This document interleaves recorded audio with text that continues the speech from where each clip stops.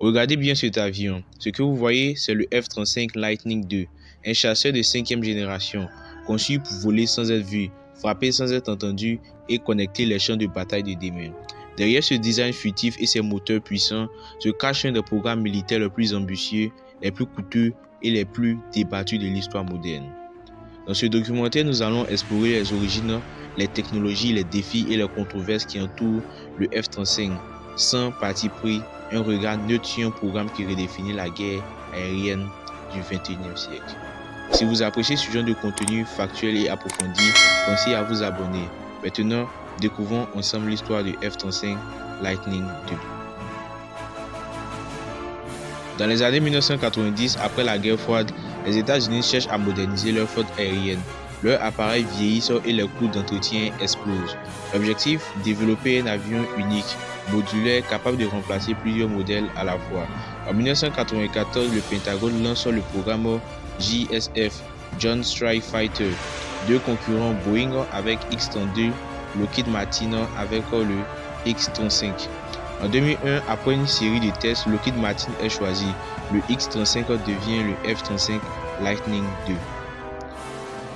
Le F-35 existe en 3 variantes. Le F-35A version classique pour l'US Air Force, conçu pour les bases terrestres. Le F-35B capable de décoller court et d'atterrir verticalement, conçu pour les marines. Et le F-35C version navale adaptée aux catapultes et aux appontages sur porte-avions.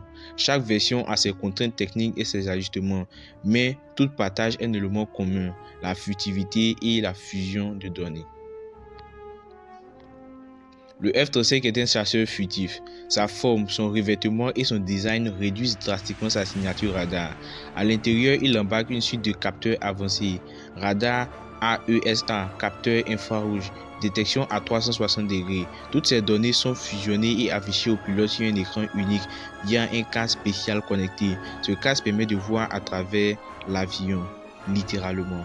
En plus de ses armes traditionnelles, le F-35 est un outil de guerre électronique, brouillage, piratage, collecte de données. Le F-35 est moins rapide que certains chasseurs comme le F-22, mais son avantage repose sur sa furtivité et sa capacité à voir avant d'être vu.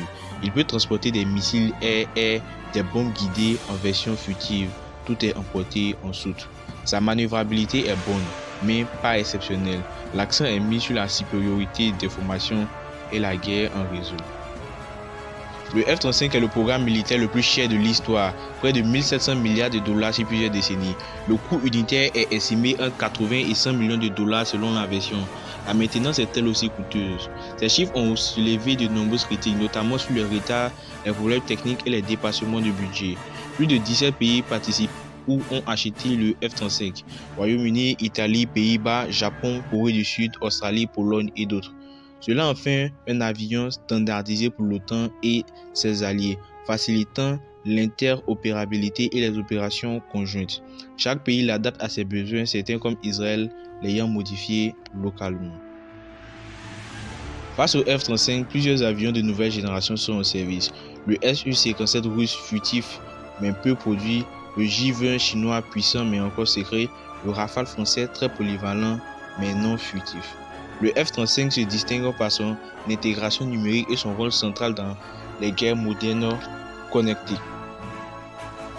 Le programme F-35 a connu de nombreux retards, problèmes logiciels, surcoûts, des pannes techniques ont été rapportés, tout comme une logistique complexe. Certains experts questionnent son efficacité au combat face à des menaces modernes ou des conflits asymétriques, mais d'autres saluent son potentiel sur le long terme. Le F-35 est un symbole, celui d'une nouvelle manière de concevoir la guerre aérienne, connectée, furtif, numérique. Il incarne à la fois l'avenir de l'aviation militaire et les défis majeurs de l'armement moderne, pour dépendance industrielle, stratégique, globale. Est-il le chasseur idéal? Peut-être pas, mais aujourd'hui, il est sans conteste l'un des plus influents.